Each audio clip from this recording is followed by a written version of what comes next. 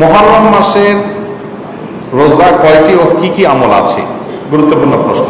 মুহররম মাসের প্রধান করণীয় হলো এই মাসে বেশি বেশি নফল রোজা রাখবেন, কারণ হাদিসে আসছে আফদালুস সিয়ামি বা'দা রমাদান শাহরুল্লাহিল মুহররম।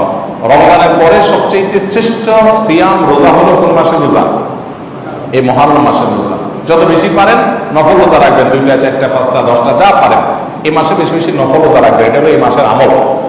দ্বিতীয়ত মনে রাখবেন মুহররম এটা সম্মানিত 4 মাসের একটা। সম্মানিত 4 মাসের সম্মানিত মাস কোনগুলা? জিলকদ, জিলহজ, মুহররম এবং আপনার রজব, এই 4টা মাস। তো এই ধারাবাহিক 3টার শেষ মাস হলো মুহররম।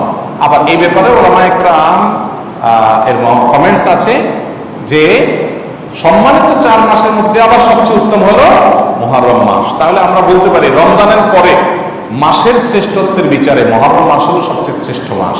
সেই দিক থেকে সম্মানিত মাসের সম্মান রক্ষার্থে আমরা পাপাচার থেকে